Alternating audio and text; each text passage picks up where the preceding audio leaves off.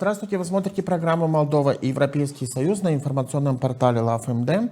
Не забывайте подписываться на наши платформы в социальных сетях для того, чтобы быть в курсе происходящих событий в стране и в регионе.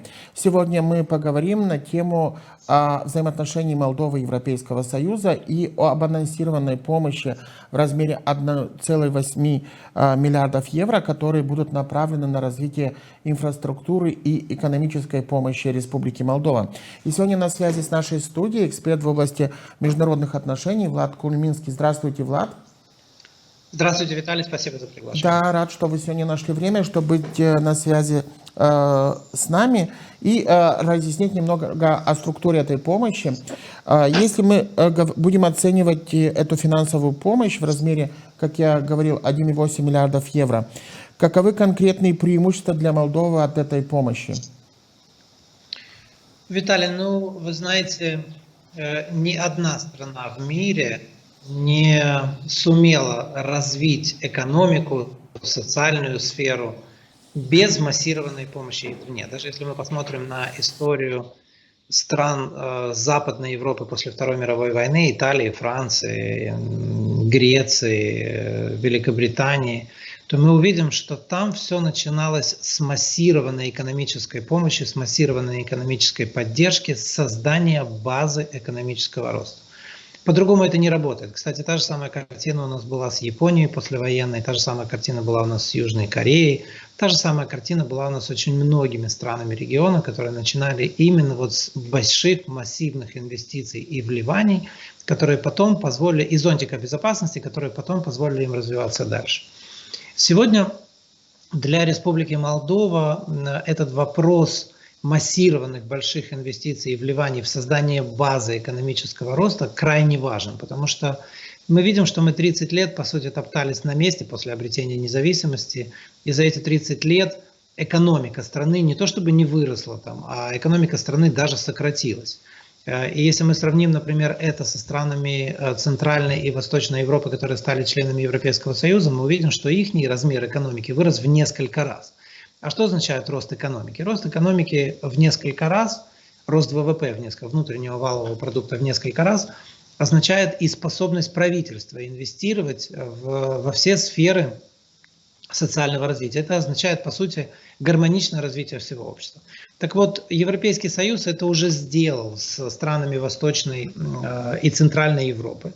Польша, Венгрия, Чехия, Словакия, Румыния, страны Балтии, Литва, Эстония, Латвия. Значит, туда уже были вложены эти массивные средства, которые создали базу экономического роста, и в результате экономика этих стран выросла в несколько раз. Например, для сравнения, сегодня ВВП на душу населения Молдова составляет около 4000 долларов, в странах Балтии он в среднем составляет около 40 тысяч долларов, то есть это в 10 раз больше. Вот я рассматриваю эту экономическую помощь, которую Европейский Союз начинает только оказывать. Я хочу подчеркнуть, что вот эти 1,8 миллиарда это, наверное, даже не столько сама экономическая помощь, сколько показатель серьезности намерений. Европейский Союз очень показывает, что он очень серьезно настроен создать в Молдове устойчивую базу экономического роста и последующем присоединении Республики Молдова к Европейскому Союзу. И эти 1,8 миллиардов, они пойдут на несколько базовых вещей. Первое – это создание инфраструктуры. Это дороги, это мосты, это ремонт вообще всех инфраструктурных объектов. Второе – это энергетика. Крайне важно для Республики Молдова. И третье, о чем я тоже хотел бы упомянуть, это здравоохранение. Что будут вложены достаточно большие средства здравоохранения, создание больниц. А я вам напомню, что современная теория экономического роста, она предполагает большие массированные инвестиции в человеческий капитал. То есть без того, чтобы вкладывать в образование и в здравоохранение, ни одна страна мира, опять же таки, не смогла стать экономически развитой, не смогла стать страной, которая будет обеспечивать благосостояние своих граждан. То есть вот начинается, мне кажется, это серьезная техническая работа. Сейчас переходят к делу, сейчас начинают вкладывать очень массированно в Республику Молдова. Эти 1,8 миллиарда, эти деньги идут в дополнение к тем деньгам, которые получает Республика Молдова от Европейского Союза. Оно их не заменяет. Значит, и это для Республики Молдова очень значительная сумма. Но еще раз хочу сказать, что это всего лишь только начало, что по мере того, как будут продвигаться наши переговоры о вступлении в Европейский Союз, а это достаточно большое количество глав по разным направлениям, то в Республику Молдова будут поступать намного более значительные, намного более серьезные средства, которые позволят создать вот эту базу для развития, потому что из ничего нельзя создать ничего. И без таких массированных вливаний в Республику Молдова сегодня страна развиваться не сможет. Влад, сегодня вокруг темы европейской интеграции, в том числе и вот финансовой помощи, очень много дезинформации, очень много пропаганды, которая представляет, искажая факты, действительность, информацию там по-разному, как это выгодно тем или иным игрокам, в частности, в условиях Молдовы это со стороны Российской Федерации. И сегодня много говорят о том, что это деньги кредитные, и когда-то жители Молдовы будут отдавать эти деньги, и в том числе Европейский Союз тем самым. Но это один из мифов, который распространяется, что берет практически в экономическую кабалу жителей Молдовы. Из этих денег, как и анонсировала глава Еврокомиссии, часть денег будут кредитные, часть денег будут безвозмездные, то есть в виде грантов. Каково это соотношение и каковы, допустим, проценты европейских кредитов или условия европейских кредитов? Ну, насколько я понимаю, я не буду давать точные цифры, потому что я их не знаю, но насколько я понимаю, там значительная часть этих средств – это гранты, и часть этих денег – это кредиты. И действительно, значит, то, что вы сказали, это так, но тут необходимо понимать одну очень важную вещь. Ну, дело в том, что я вам, например, приведу один пример. Да, допустим, вот совсем недавно было объявлено о том, что Китайская Народная Республика, огромная страна с огромной экономикой. По сути, в скором времени это первая экономика в мире будет, если она уже сейчас не является первой экономикой в мире. Они ввиду замедления экономического роста, ввиду снижения внутреннего потребления, они взяли внутренние кредиты на $300 миллиардов. Вот скажу вам такую цифру. Если вы посмотрите, сколько кредитов занимают развитые страны в мире, то вы этому не поверите. По сравнению с этими странами Республика Молдова не занимает практически ничего, потому что у нас объем кредитов к ВВП там составляет около 35 или 40%, а во многих странах он составляет 200 или 300%. Значит, это страны, которые экономически развиты. Это абсолютно нормальная модель. И кроме того, я думаю, что эти деньги в конечном итоге, очень важно их, конечно, расходовать, чтобы эти деньги расходовались целевым образом, но я полагаю, что в дальнейшем по мере присоединения Республики Молдова к институтам, учреждениям, экономическим программам Европейского Союза, значит, объемы грантов будут резко возрастать. Вот, например, Румыния получила что-то около 70 или 80 миллиардов долларов со времени своего вхождения в Европейский Союз. Это огромные деньги для экономики страны, для развития страны. Поэтому это все миф. Просто миф о том, что какие-то у нас там что наш внутренний долг достиг какого-то критического уровня. Ничего подобного. Никакого критического уровня он не достиг совершенно. И даже в Соединенных Штатах Америки, например, после Великой депрессии модель экономического роста заключалась в том, чтобы просто банально дать людям деньги, чтобы они покупали продукцию промышленную, сельскохозяйственную, и чтобы это стимулировало спрос. Банально давали деньги, а деньги эти брали в кредит. Вот, потому что когда страна находится в тяжелой экономической ситуации, стимулирование спроса – это всегда инструмент, который работает. Это было еще доказано Джоном Мейнардом Кейнсом, знаменитым экономистом, который на этом создал целую школу, которой потом в дальнейшем придерживались очень многие президенты очень многих стран. Когда, это, конечно, не рыночные механизмы, это непосредственное вливание со стороны государства в экономику страны, но это работает. Вот. И поэтому, наоборот, Республика Молдова должна вливать как можно больше денег в экономику, в создание экономической базы для роста и развития. Конечно, другой вопрос и важный вопрос, куда и как эти деньги будут потрачены. Вот здесь действительно есть пространство для разговора. Но я так понимаю, что этот разговор действительно идет с Европейским Союзом. И пока что, по крайней мере, те вот области приоритетные, которые были заявлены сегодня, мне кажется, они абсолютно разумны, абсолютно логичны.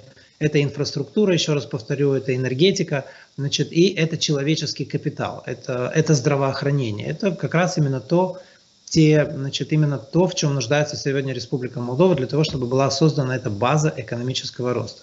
Со временем, по мере присоединения Республики Молдова к Европейскому Союзу, здесь возникнет еще одна очень важная составляющая.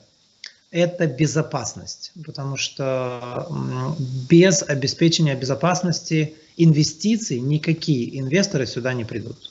Это абсолютно понятно. Тут слишком долго на этой теме останавливаться не стоит. Если я вкладываю в какую-то страну, где мои инвестиции могут пропасть, то у меня, соответственно, и желания вкладывать в эту страну нет. Поэтому вот этот вот аспект безопасности, который будет обеспечен по мере вступления Республики Молдова в Европейский Союз, крайне важен. Ну и тогда, конечно же, сюда будут приходить деньги частных инвесторов в больших объемах, будут поступать гранты, будут браться и кредиты на развитие тех или иных отраслей, которые сочтут необходимым. И это обеспечит все поступательное развитие, оно всегда так и работает. И именно так и происходило, кстати, и во всех странах Центральной и Восточной Европы, когда у них появился зонтик безопасности, когда было понятно, что, грубо говоря, в эти страны война не придет, что в них будет мир, значит, что они находятся под зонтиком безопасности Европейского Союза, ну тогда сразу же и объемы инвестиций выросли кратно. И еще раз повторю, крайне важно, объемы экономики выросли во много раз. В некоторых случаях едва ли там не в 5 и в 10 раз. Вот. Именно таким образом и обеспечивается экономический рост. Тут никаких других рецептов на самом деле нет. И есть многие люди, знаете, есть оппозиционные политики, которые ведут очень здравый разговор. Я слышал многих из них, которые говорили, да, правильно, это нужно делать, это очень хорошо, мы это приветствуем, но давайте поговорим, куда и как будут направлены эти средства. Да, это правильный разговор, действительно, на эту тему нужно говорить, на эту тему нужно вести дебаты, но то, что эти деньги и средства нужно привлекать, особенно там под очень маленькие проценты, в этом сомнений абсолютно никаких нет, и об этом вам скажет любой экономист. Вот. Ну, я, например, слышал там у разных кандидатов разные точки зрения на эту тему. Некоторые кричат там о том, что нам вообще ничего не нужно в Молдове, мы должны здесь закрыться, мы должны создать автаркию. Есть там, знаете, такая система была в прошлом, работала, меркантилизма и автаркии, когда государство должно быть полностью самодостаточным, закрытым и не пускать сюда никаких, ни инвестиций, ни кредитов, ни займов, закрыться тут, само производить свою сельскохозяйственную продукцию и, само ее употреблять. Это полная глупость, потому что современный мир сегодня так не работает. Сегодня это открытый мир, и наоборот, на мой взгляд, рецепт экономического роста Республики Молдова – это полная максимальная открытость. Нам, наоборот, нужно привлекать сюда все, что может развивать нашу экономику. Нам нужно определить наши стратегические отрасли, конкурентные преимущества. И это без всякого сомнения даст свой результат. Потому что Республика Молдова – страна, которая лишь только вступает, планирует вступить в Европейский Союз. Здесь еще нет тех объемов регулирования, которые существуют во многих других странах, они лишь только появляются. Здесь затраты намного меньше, поэтому для бизнеса Республика Молдова будет крайне интересной страной для того, чтобы сюда инвестировать. Но для этого нужно создать соответствующие условия, инфраструктуру, для этого нужно создать стабильную энергетику, для этого нужно создать то, о чем мы с вами говорили, безопасность, условия безопасности, что ваши инвестиции, ваши вливания и вложения будут в сохранности. Влад, у меня очень простой вопрос, который, наверное, задают себе многие жители страны, которые и скептически относятся к процессу европейской интеграции Молдовы. В чем интерес Европейского Союза, чтобы вкладывать в развитие Республики Молдова? То есть, вопрос, я понимаю, что может быть очень непростой, но в то же время вполне закономерный в тех условиях, скажем так, внутренней политической ситуации, которая есть в Молдове. Да, очень простой вопрос, Виталий, конечно, простой. Это стабильность, безопасность и это отсутствие угроз. Вот вам весь ответ на это. Потому что Европейскому Союзу намного дешевле сделать из страны, члена Европейского Союза, процветающую страну, чем получить Балканы здесь какие-то очередные, да, чем то, что мы видели на Балканах, эти балканские войны, это несомненно ужасно и с точки зрения, абсолютно всех точек зрения, и миграции, и с точки зрения безопасности, и с точки зрения экономики. Все это потом будет стоить намного дороже. Вот, собственно говоря, вам и весь ответ. Поэтому у Европейского Союза есть самый прямой интерес стабилизировать Молдову, сделать ее частью европейского пространства, Европейского Союза, и таким образом пространство безопасности расширить. Потому что иначе они получат государство серую зону прямо у себя на границе, вот, которая будет просто-напросто, от которой будет исходить не безопасность, не стабильность, а угроза. Поймите, ведь всегда в геополитике, если даже мы посмотрим на то, что происходило во время Холодной войны, были так называемые зоны влияния, а были серые зоны, где всегда большие государства и большие страны сталкивались друг с другом, где они всегда воевали друг с другом. Они всегда воевали друг с другом в серых зонах, в буферных образованиях. Почему? Потому что задача буферного образования, значит, это не дать расшириться одной или другой стороне. Вот напрямую большие государства, там Советский Союз и Соединенные Штаты Америки столкнуться не могли, потому что это могло бы потенциально привести к ядерной войне. Поэтому они воевали за сферы влияния в буферных зонах. Именно там всегда происходили все войны. Вот именно такой буферной зоной очень многие кандидаты предлагают сделать Республику Молдова. В этих буферных зонах себя чувствуют очень уютно разного рода проходимцы, которые умеют зарабатывать на этом деньги, которые из этой буферной зоны делают полукриминальное образование, такое, как у нас было там в 2013, 2014, 2015, 2016 году, значит, где отмывают деньги, где выкачивают огромное количество средств из контрабанды, где происходят просто-напросто совершенно непотребные вещи. Вот для этих людей это выгодно. А для народа, для молдаван, для населения страны это абсолютно невыгодно. Для населения страны вот такое состояние серой зоны, в котором мы находились 30 лет, оно и приводит к таким результатам, которые мы сегодня получили. ВВП у нас 4 тысячи по сравнению с 40 тысячами ВВП на душу населения, по сравнению с 40 тысяч в странах Балтии. Экономика у нас в разы или там в 7-8 раз меньше, чем в странах, которые вступили в Европейский Союз. Значит, и перспективы развития у Республики Молдова на самом деле без вступления в Европейский Союз никакой нет. Мы так и останемся в этом состоянии серой зоны, еще через 10 лет с вами встретимся в этом же эфире и опять будем обсуждать, почему у нас экономика находится на уровне 90-го года. Ведь у власти в Молдове все уже были. Были коммунисты, были аграрии, были либералы, полулибералы, значит, полукоммунисты, социалисты, кто хотите.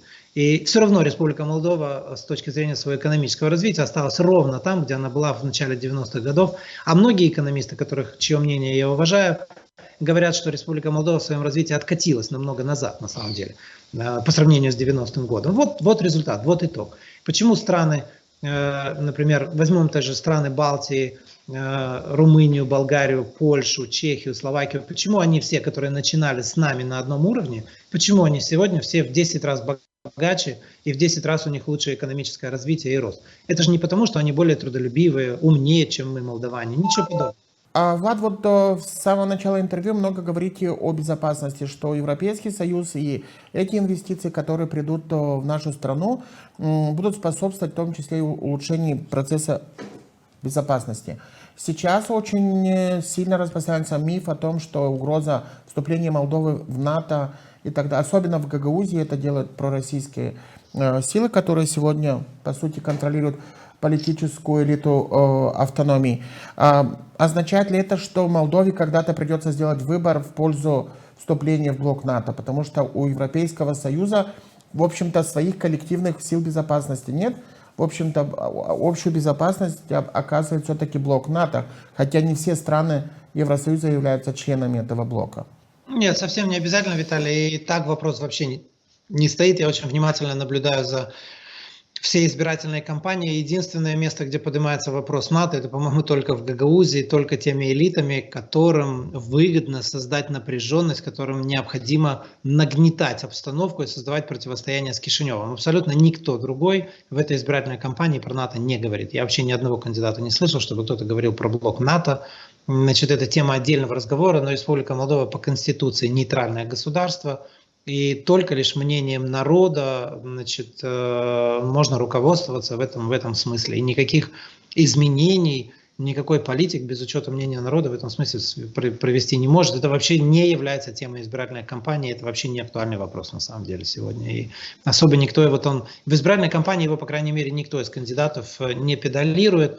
Но что касается Европейского Союза, слушайте, ну есть много стран Европейского Союза, которые и нейтральные, и не члены НАТО. И нормально, ничего, работает. И есть там множество разных вариантов.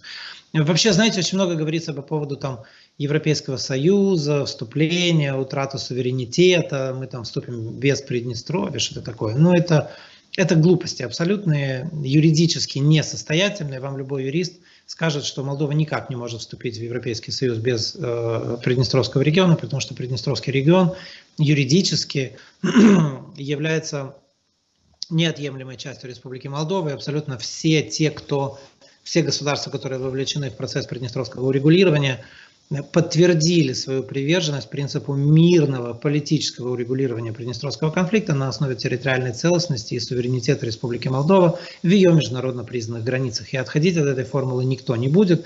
Поэтому, куда бы Молдова ни двигалась, Республика Молдова с формальной точки зрения в любом случае движется туда вместе с Приднестровским регионом и никак иначе. Никаких других вариантов развития ситуации не будет. Точно так же, как Республика Молдова вступила, допустим, там, я не знаю, мы стали частью ООН, очень многих международных организаций, да, ООН, Совета Европы, да, там их можно с десяток сразу же перечислить. Вот, это же не означает, что Республика Молдова отказалась от Приднестровского региона. Абсолютно никто не собирается формально этого делать, и это было бы действительно национальным предательством. Но никаких таких разговоров на эту тему нет. Опять же таки, из этого раздувают страшилки, раздувают скандал на ровном месте из ничего. И причем это делают потому, что, возможно, люди, которые это все слушают, они недостаточно детально разбираются во всех деталях, во всех нюансах этого процесса. А нюансы действительно очень важны.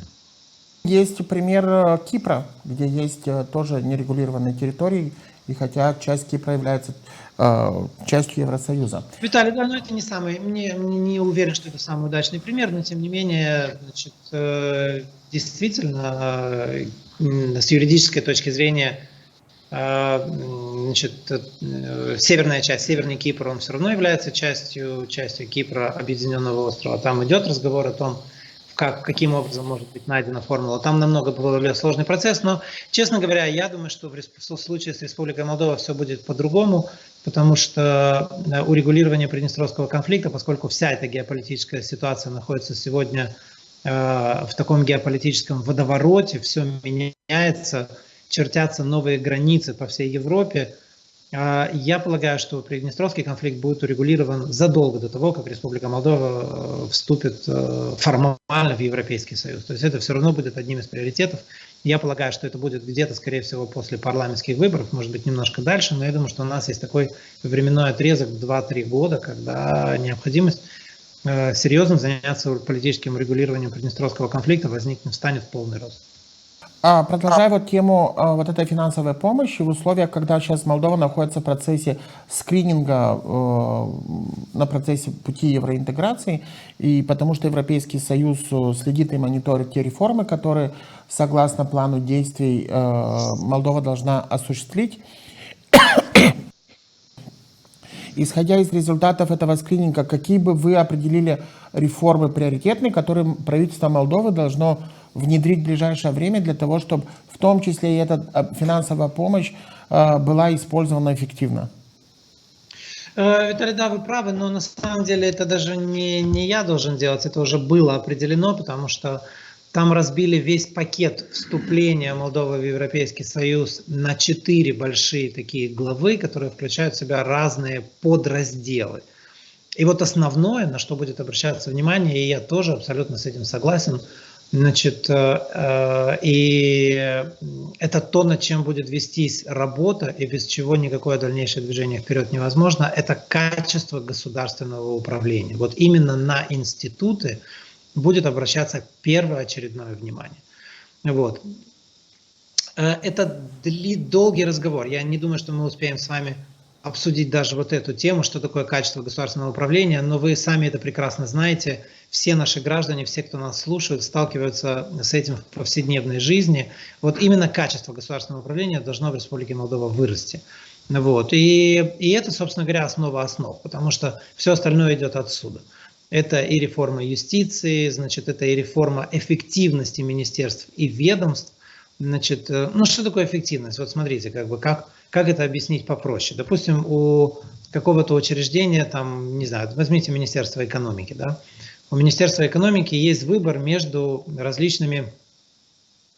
привлечением инвестиций в различные области. Вот Министерство экономики, допустим, должно быть достаточно профессиональным для того, чтобы понимать, какие области и прогнозировать, какие области дадут наибольшую отдачу, от каких областей экономики будет наибольшая перспектива, где, значит, будут расти смежные области. И именно в эту область они должны направлять эти инвестиции, которые придут со стороны Европейского Союза.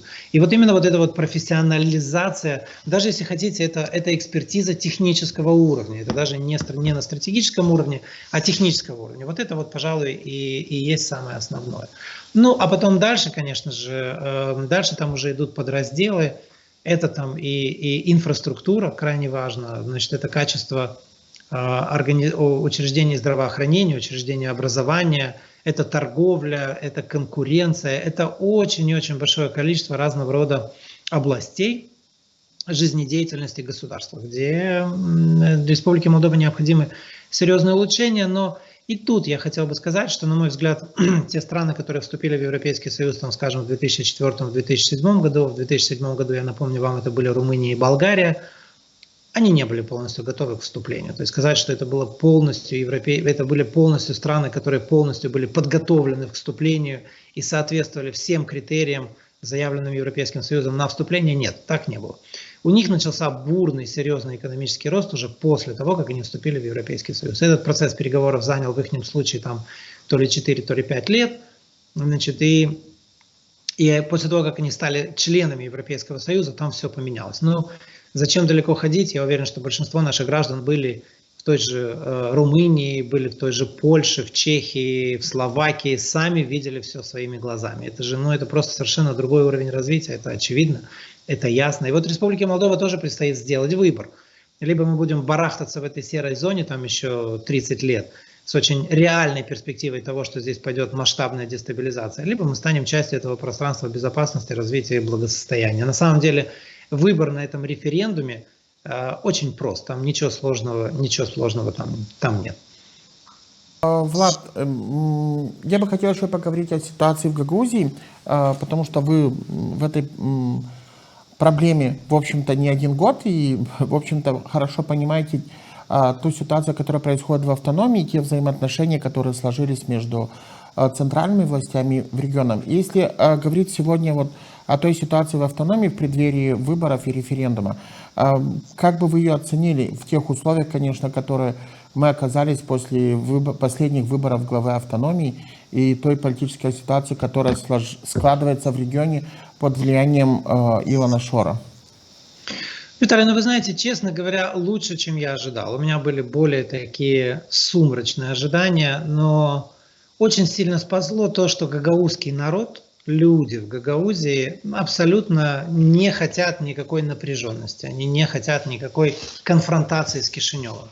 И вот попытки руководства Гагаузии разогреть ситуацию, попытки руководства Гагаузии столкнуть гагаузов с молдаванами, столкнуть людей по какому-то, этническому принципу, они не привели абсолютно никаким результатам. Это очень хорошо. Это говорит о том, что у нас на самом деле существует среди людей, не среди руководства, но среди людей существует отличная, прекрасная база для диалога. Мы прекрасно жили и живем веками друг с другом в мире и согласии.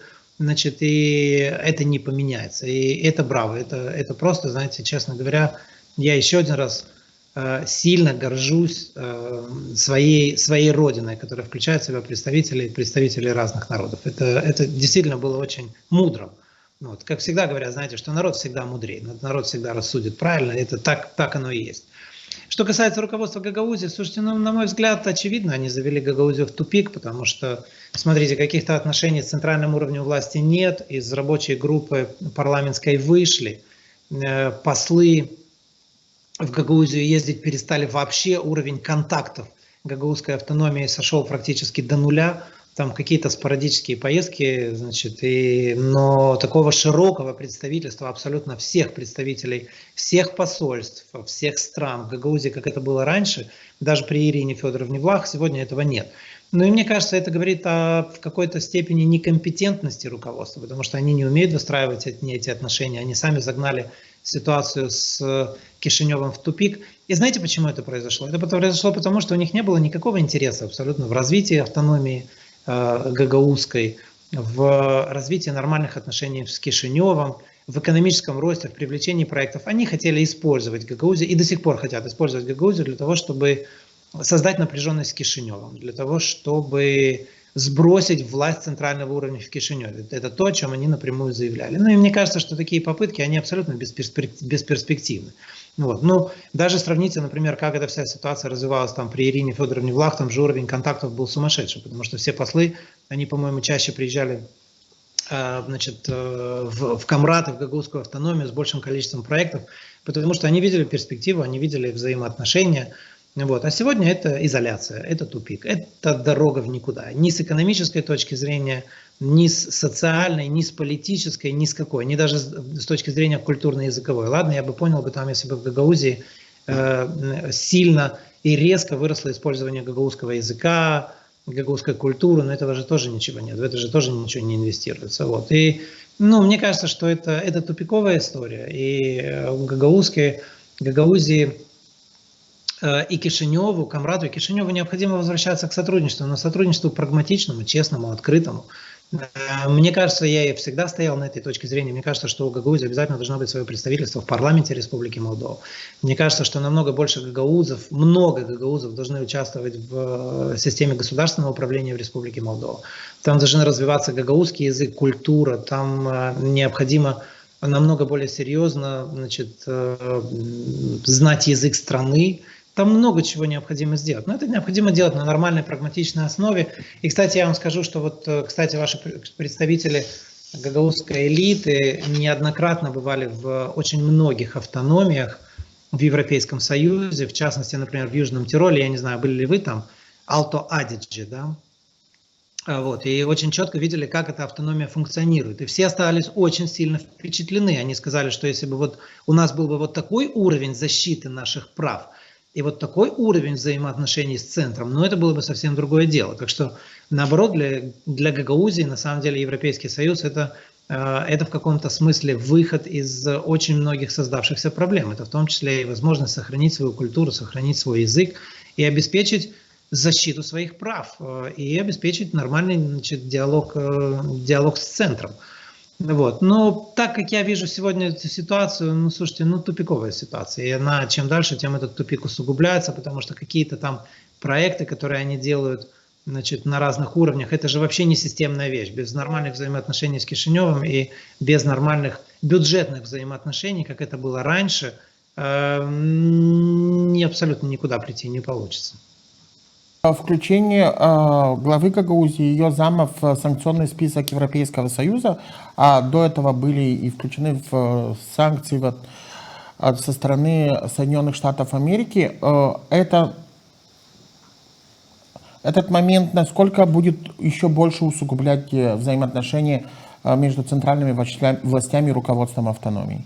Виталий, я не думаю, что он будет что-то усугублять, но это был целиком предсказуемый и ожидаемый шаг, на мой взгляд. Потому что, слушайте, неправильно это, согласитесь, неправильно это, когда, есть отлаженная десятилетиями система взаимоотношений между Камратом и Кишиневым. Да? То есть у нас есть закон об особом правовом статусе Гагаузии, у нас есть уложение Гагаузии, есть, хотя они не до конца и не четко распределены, но понятно, у кого есть какие полномочия, в каких областях. Это все существует, это все десятилетиями нарабатывалось достаточно мудрыми людьми, в том числе путем жестких споров, зачастую противостояний, но в конечном итоге выхода на конструктивный путь развития. И это все у нас существует. И тут приходит к руководству Гагаузии какая-то власть, которая говорит, нам это все не нужно, в Кишиневе плохая власть, давайте мы, руководство Гагаузской автономии, будем заниматься тем, что мы будем сбрасывать власть в Кишиневе, мы будем организовывать переворот в Молдове.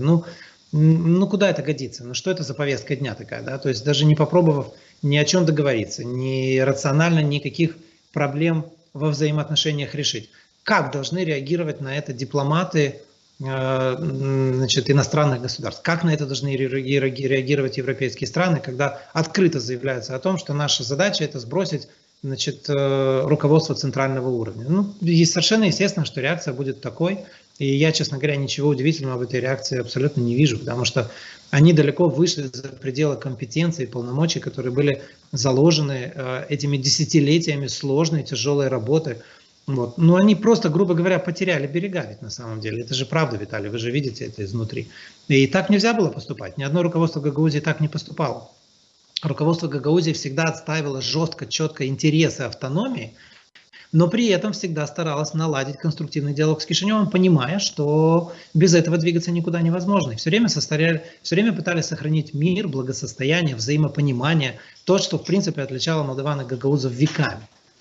А вот эти пришли ребята и говорят, давайте мы будем, значит, нагнетать напряженность, давайте мы будем выступать исключительно против центральной власти, давайте мы вообще будем менять власть в автономии. Что это за повестка дня и кто такую повестку дня мог бы поддержать? Скажите мне, нормальный человек в своем уме мог бы такую повестку поддержать из любой страны Европейского Союза? Даже из стратегических партнеров Гагаузии. Кто-то мог бы поддержать такую повестку дня? Конечно, нет. Наше интервью, вот в воскресенье уже будут выборы и референдум. Как бы в Гагаузии есть определенные настроения, вы их не хуже меня знаете, но вот если очень коротко что-либо сказать жителям автономии в преддверии референдума и выборов президента, что бы вы сказали? Во-первых, я хотел бы сказать, что я очень и очень уважаю гагаузов, и я от всей души искренне призываю всех обязательно прийти на голосование, проголосовать так, как вам велит совесть. Вот по совести. Не так, как вас пытаются убедить разные нечистоплотные политики, а так, как вам велит ваша совесть. Вот, пожалуй, это сегодня для Республики Молдова самое важное, потому что этот референдум и эти выборы во многом будут определять судьбу Молдовы на последующие десятилетия. Это ваша страна, и именно ваш голос будет решающим. Благодарю вас за сегодняшнее интервью. Напомню нашим зрителям, что вы смотрели программу «Молдова. Европейский Союз». Сегодня с нами на прямой связи был эксперт в области международных отношений Влад Кульминский. Не забывайте подписываться на наши платформы в социальных сетях и выйдите и проголосуйте в воскресенье на избирательных участках. Неважно как, главное, примите участие в избирательном процессе и сделайте свой осознанный выбор.